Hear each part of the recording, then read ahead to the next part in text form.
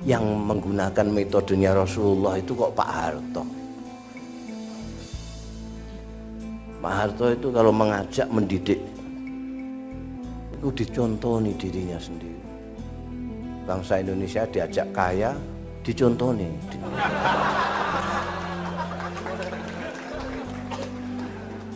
Akibatnya apa? Akibatnya semua orang Indonesia itu seneng sugih kabeh. Pengen gitu. Sekarang ini orang yang paling terhormat di Indonesia ini adalah orang yang punya duit. Dia bisa ngatur hakim, bisa ngatur polisi, bisa ngatur siapa saja. Paling terhormat. Nggak punya duit seperti sampean. Ya gini tak itu loh. Pontang lantung udah karuan itu. Bayangkan pendidikan 32 tahun yang mimpin pakai metodenya Rasulullah. Bagaimana? Kalau menurut pesantren itu ada ilmu yang namanya malakah. Malakah itu sudah mbalung sungsum.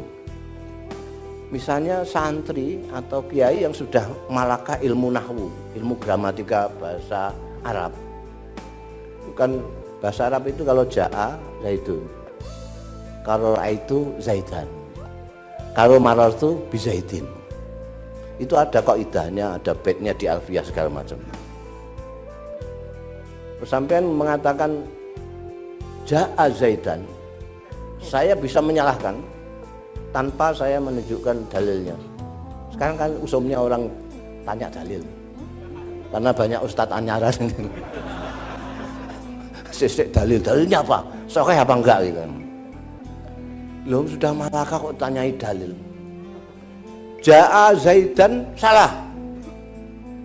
Dalilnya apa? Enggak usah dalil-dalilan. Di telingaku enggak enak. Ini yang namanya malakah itu. Kita semua ini karena dididik Pak Harto 32 tahun dengan metode Rasulullah, maka kita seneng dunia itu, seneng materi itu, seneng duit itu, otomatis sudah malakah. Tidak usah mikir barang. Kalau duit ya, wah, mbah wis sugih lah itu ya sikile majuan segala macam. Enggak dipikir. Lu sampean tahu Modin enggak? Modin itu akronim dari Imamuddin. Imamuddin dari Modin. Imamuddin itu imamnya, pemimpinnya agama di desa itu namanya Modin. Itu saja di bawah sadarnya itu enggak. Kalau diundang tahlilan ke orang yang kaya, itu tahlilnya sampai 1000. Ya, sampai 1000. Tapi kalau yang undang kok melarat, terus langsung donga, bana atina fid dunya hasanah fil akhirati hasanah qina adzab. Sudah. Itu enggak mikir, ya sudah langsung begitu. Ini akar masalah.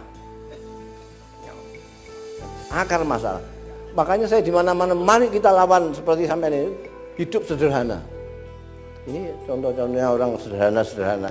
Oh ini kiai potongan ini ya. Serah pantes belas. Rodok pantes saya sedikit lah. Cak Nun ini begini terus. Padahal sudah punya santri sampai Belanda, Amerika sak karu-karuan ini. Wabeh wong kenal di ini, jenderal-jenderal segala macam kenal Cak Nun, dan apa-apa mesti dirasani sama penggede-penggede. Ini Cak Nun dengar apa enggak ini? Kira-kira akan reaksi apa enggak? Kalau akan reaksi kita dekati dulu aja. Loh, ya.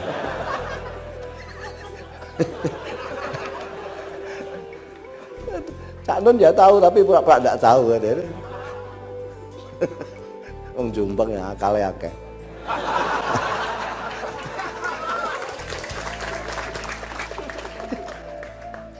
Jadi ini akar masalahnya ini kita itu terlalu berlebihan.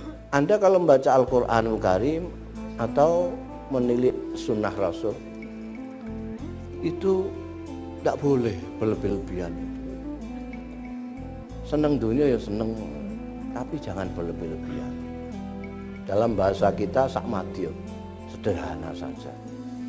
Terus sekarang ada yang usulkan saya supaya kalau dakwah ngajak zuhud. Lah, sampean ini ketinggalan zaman. Wong orang lagi suka-sukanya bondo kok dijak zuhud itu ya bobor gak payu gitu aja. Paling jauh ya sederhana aja.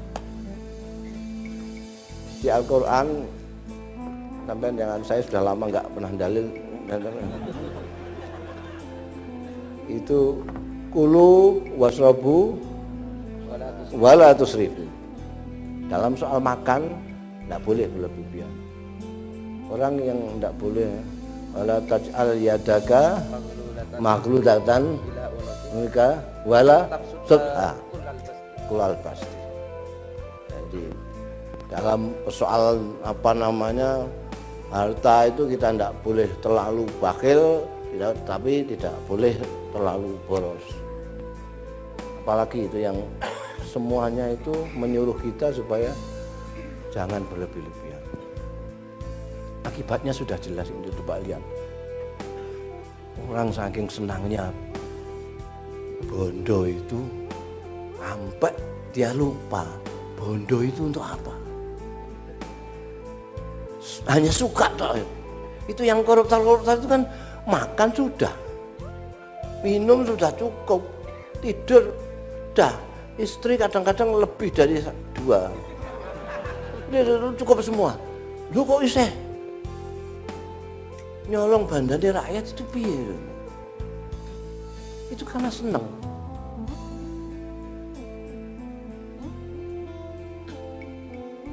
Sekarang semua orang khawatir kabeh.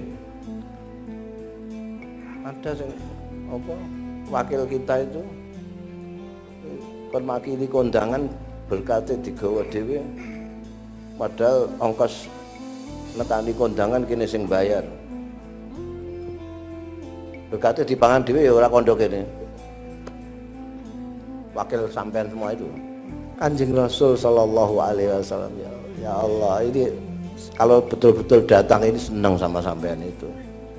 Di Indonesia kok masih ada orang yang potongannya sederhana begini. Sampai dia di Jakarta tidak ada, orang sederhana sudah tidak ada. Berlebih-lebihan semua. Sekarang orang pada takut, orang yang seperti Cak Nun tidak khawatir semua. Ada yang sampai menganggap bahwa besok pagi ini kiamat. Ada yang sampai begitu. Saya bilang, sudah keliwat toh kiamat toh. Tahun 2012 sudah kiamat sudah. Lah ini dikiranya apa ini? Sekarang ini kiamat sudah. Sudah kiamat. Yang membuat saya masih optimis itu karena Rasulullah Shallallahu Alaihi Wasallam berjuang itu pertama kali sendirian.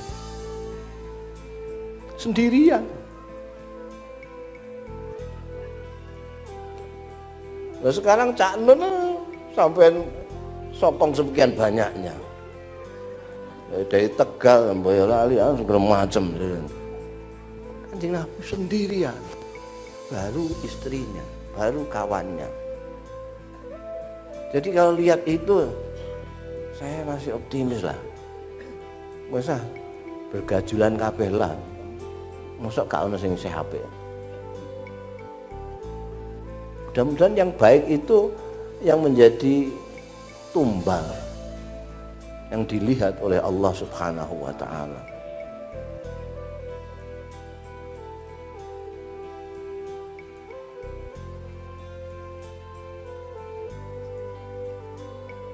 Kanjeng Rasul, saya kadang-kadang ya ini ramalannya Kanjeng Nabi itu akan sudah datang apa belum?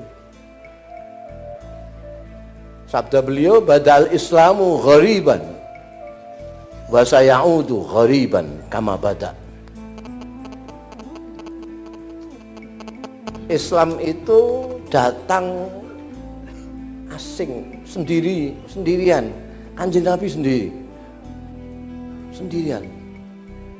Orang semua tidak bisa dipercaya, yang bisa dipercaya cuma Kanjeng Nabi tok. Sampai dijuluki Al-Amin. Kata beliau, Islam ini mulai dari asing dan akan kembali asing lagi. Kalau kita lihat sekarang ini, saya kira kok ndelok redaksinya tadi kok belum datang itu. Masa menjadi asing lagi itu? Karena sekarang wah, pengajian di mana-mana. Haji saja sampai nunggu 17 tahun, 20 tahun. Orang bikin masjid kayak balapan aja. Saya juga nggak tahu kenapa orang pada senang bikin masjid itu. Kadang-kadang saya curigai jangan-jangan ini orang pengen nyogok Gusti Allah. Saya bikinkan rumah ya Allah, tapi saya jangan dicatatlah kelakuanku. Itu masjid banyak sekali, pengajian banyak sekali. Orang umroh setiap hari umroh. Nggak tahu umroh betul apa belanja, karena sekarang Mekah itu sudah kayak Las Vegas. Iya. Sampai di sana mau tawaf sekarang pakai itu apa namanya yang bisa jalan sendiri itu. Ini yang bukan eskalator. Eskalator kan mall. Ini kan seperti kendaraan untuk jalan gitu. Itu sekarang udah banyak.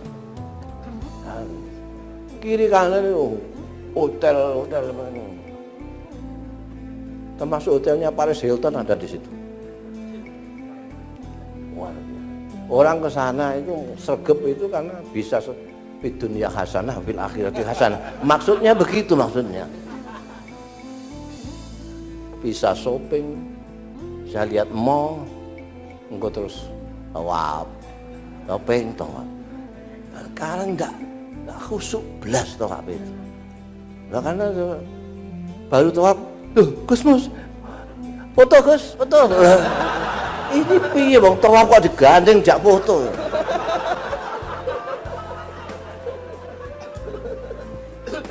Sudah rusak. Tapi nek dibanding di sana-sana kita masih lumayan ini, masih lumayan. Dunia masih lumayan di Indonesia ini. Meskipun di sini juga banyak yang kepengen seperti di Timur Tengah itu ada. Mereka diarani Timur Tengah pokoknya pokok. Mereka Kanjeng Nabi dari sana. Ya apa-apa sing dari sana ya mesti apik. Gitu. Jangan kalau sampai di Mekah itu orang tidak bisa tawaf, tidak bisa khusyuk sama sekali. Di Madinah itu tidak bisa sowan Kanjeng Nabi khusyuk, tidak bisa. Saking banyaknya. Jadi kalau lihat ini, itu ramalan Kanjeng Nabi akan asing tadi belum, masih ramainya kayak gini kok. Tapi kalau dilihat dari segi nilai, itu sudah asing sekali. Sampai sekarang jujur itu sendirian, terasing, kesepian. Aku kok jujur sendiri, ini gimana? Kiri kan, itu sampai bawah, kanan kiri. Saya nangis ketika ada seorang buruh nelayan itu. Dia bawa kapalnya juragan sama kawan-kawannya cari ikan. Nanti hasilnya disetorkan juragan. Sebelum disetorkan juragan, dilongi dulu dibagi. Dia tanya sama saya, kalau saya tidak mau nerima, saya dimusuhi kawan-kawan. Kalau saya terima, ini jelas tidak boleh menurut agama. Gimana? Gak bisa jawab. Ini ada orang kaya haji setiap tahun. Haji setiap tahun. Sebelum dikasih batasan tidak boleh itu harus antri itu setiap tahun. Setelah tidak ada batasan itu, umroh setiap saat. Berarti kaya sekali. Haji ini kaya sekali. Bikin masjid tiap kampung bikinkan. Tapi sama buruhnya itu luar biasa memeras itu. Buruhnya itu digaji sedikit tapi disuruh kerja banyak sekali. Makanya dia kaya. Dia bisa iktikaf mulai subuh sampai duhur. Tapi buruhnya gak bisa jamaah sama sekali karena suruh kerja terus. Ini kaji. Di sini saya punya kawan di Jogja ini. Orangnya baik sekali. Dengan yang muda menyayangi, sama yang tua menghormati, sama tetangga baik. Tapi tidak sholat. Pertanyaan saya, baik mana ini kawan saya ini dengan kaji tadi? Mesti bingung. Mesti bingung, ini perkara satu kok. Dijadikan dua, jadi jawabnya bingung.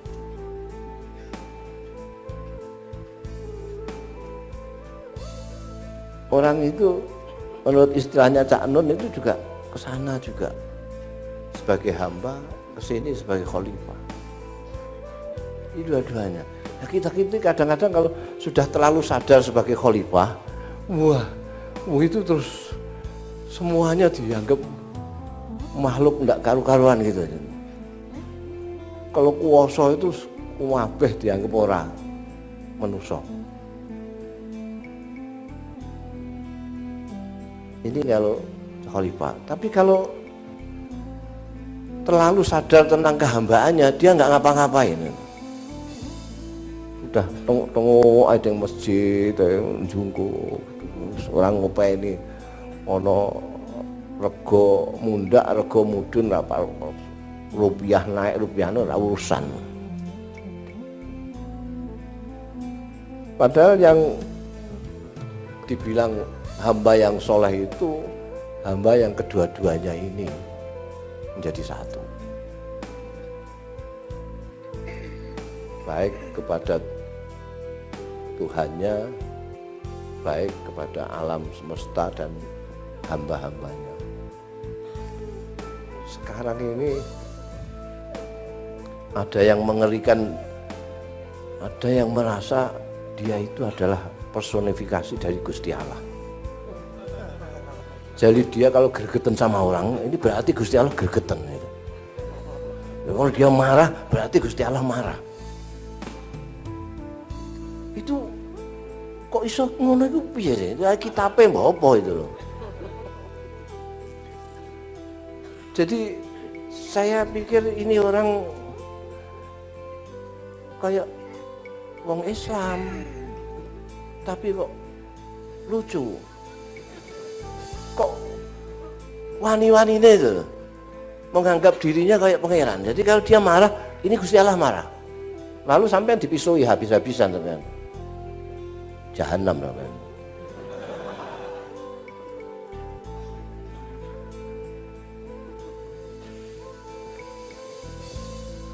Masalahnya saya pikir orang ini mesti gak kenal Gusti Allah. Semangat tok tapi gak kenal Gusti Allah. Gusti Allah itu rumangsane piye rumangsane? Dia sampean sendiri bagaimana bayangna Gusti Allah piye? Piye kayak siapa? Kayak Cak Nun apa kayak apa Habib Rizik apa saya kira-kira kayak siapa kira-kira? Bayangna. Lu bagaimana kalau tidak kenal sama Gusti Allah mau menyenangkan Gusti Allah itu gimana? Kalau nggak kenal Gusti Allah, mau menyenangkan Gusti Allah, mau mencari ridhonya Gusti Allah itu bagaimana? Menyenangkan Gusti Allah itu mencari ridho Gusti Allah. Kalau nggak kenal gimana, Jan? Nggak kenal. Dia nggak ngerti. Gusti Allah kok kemeropok karo wong. Kok marah mangkel karo kawulane itu piye? Jadi piye? Enggak terpikir. Kok mangkel sama hambanya itu? Wong Gusti Allah kok mangkel mbek hambanya?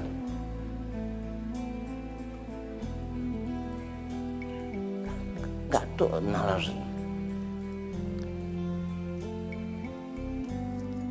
Gusti Allah itu salah satu asma'nya itu Asy-Syakur. Nah, saya belum menemukan bahasa Indonesia Asy-Syakur itu. Kalau cara Jawa ini agak Indonesia saya bisa, tapi kalau Indonesia pol gak iso. Kalau orang syakur itu orang yang banyak berterima kasih. Kalau orang banyak bersyukur. Tapi kalau Gusti Allah syakur itu apa? Apa? Sampai ini yang kiai tanya. Syakur itu maha nrimake. Jadi bahasa Indonesia sithik, bahasa Jawa sithik. Maha nrimake.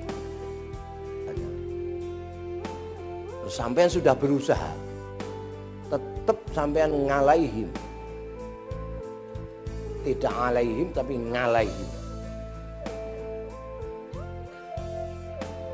Itu mungkin ada ustadz yang ngamuk-ngamuk. Bacaan Fatihahmu keliru itu. Ngalaihim walad dhalin.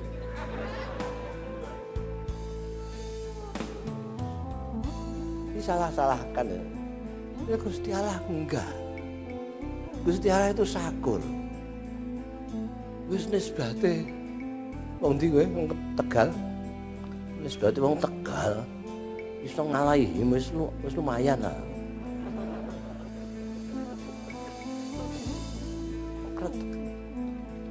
Wong ayo Jakarta ngaji ya wis lumayan. Lu wong ayo Jakarta kan cedak. Borobudur ra mestine lho. Timbangane Ka'bah.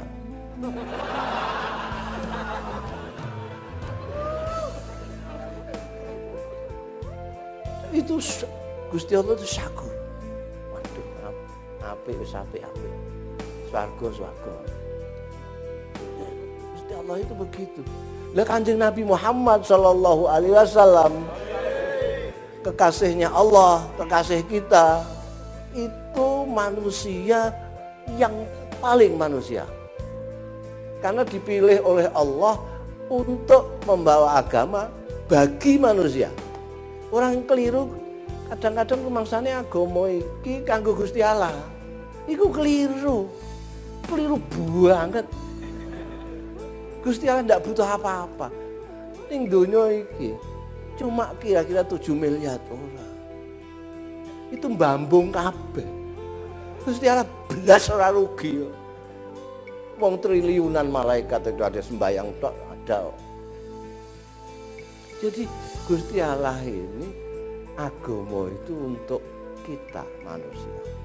Karena itu yang diutus manusia yang paling manusia. Manusia yang ngerti manusia. Manusia yang memanusiakan manusia. Yaitu Nabi Muhammad sallallahu alaihi wasallam. Sekarang banyak pemimpin yang kelihatannya manusia. Kelihatannya. Tapi tidak ngerti manusia. Wong lagi melok mayan sepisan. Sowan kiai. Kiai saya ini kok sumpek terus itu, kadang-kadang itu sumpek ndak karuan. Mbok saya diijazahi bacaan-bacaan apa gitu loh Kiai. Oh ya, nah. Ini baca ya ayat kursi, tahu ya? Tahu. Itu dibaca habis sholat 35.000 ya. Ini meskipun disebut kiai, ini enggak kiai yang nggak ngerti orang.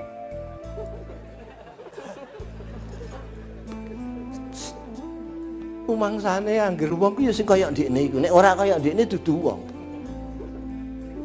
Itu banyak pemimpin yang begitu itu. Jadi kalau tidak seperti dia, ya dudu wong. Lah maca Fatihah aja angel 35.000 kelengker.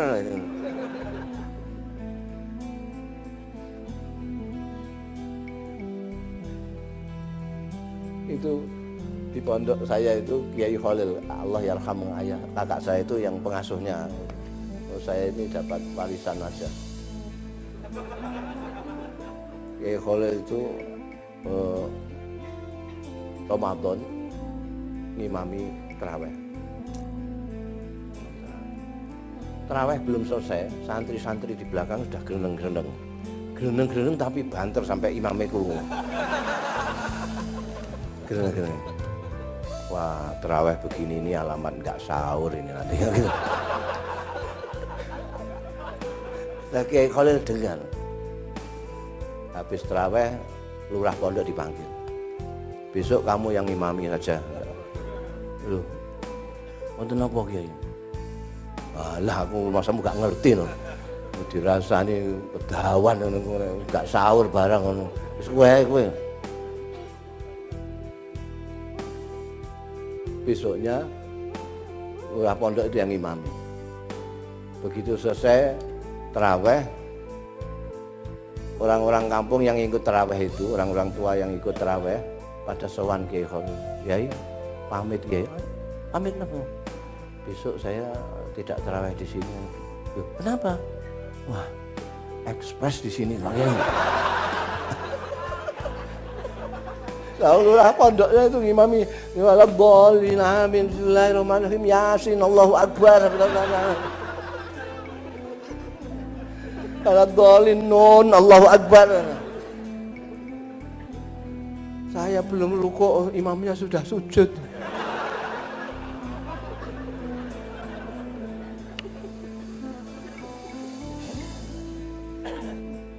Kanjeng Rasul Shallallahu Alaihi Wasallam itu ngimami jamaah sampai kapundhut, absen hanya beberapa, satu kali atau dua kali ketika beliau sakit keras digantikan Abu Bakar. Selama itu tidak ada komplain dari jamaah, tidak ada komplain jamaah terlalu cepat, apa kelamaan enggak. Padahal murid beliau yang kinasih Mu'adz bin Jabal itu pernah dimarahi Rasulullah. Jadi habis ngimami Isya, orang itu pada demo. Kok demo? Ke tempatnya Kanjeng Nabi lah, rame-rame gitu. Kanjeng Nabi, itu santri sampean itu Mu'adz bin Jabal itu keterlaluan. Gimana? Tadi ini kita kan makmum dia sholat Isya. Terus lah rakaat awal ngatamna Baqarah. Rakaat kedua An-Nisa itu. Langsung dipanggil Mu'adz bin Jabal. Betul Mu'adz, kamu tadi ngimami Isya? Iya Kanjeng Nabi. Betul. Rakaat awal kamu menghatamkan Baqarah. Rakaat kedua An-Nisa. Iya Kanjeng Nabi. Baru dimarahi Kanjeng Nabi. Kamu jangan bikin fitnah. Kamu itu sholat diikuti oleh orang banyak. Ada yang tua, ada yang muda, ada yang ditunggu pekerjaan, macam-macam. Kalau kamu sholat sendirian, ngatamkan Quran kurang percayanya, enggak apa-apa. Tapi kalau berani di depan, diikuti orang banyak, harus ngayomi semua orang. Itu kan Nabi itu ngerti. Orang itu kan, orang beragama itu kan kayak orang sekolah itu. Ada yang TK bahkan PAUD. Ada yang SMP, SMA, Sanawiyah, Aliyah. Terus sekarang ini enggak ya. Kabeh dianggap perguruan tinggi kabeh. Kalau enggak seperti dia, diamuk kotor. Iki bangkune wakile Gusti Allah kok kawanen iki ya. Kalau Kanjeng Nabi tahu. Makanya kalau orang melihat hadis itu macam-macam. Karena yang dihitopi, yang diujari oleh Rasulullah SAW macam-macam.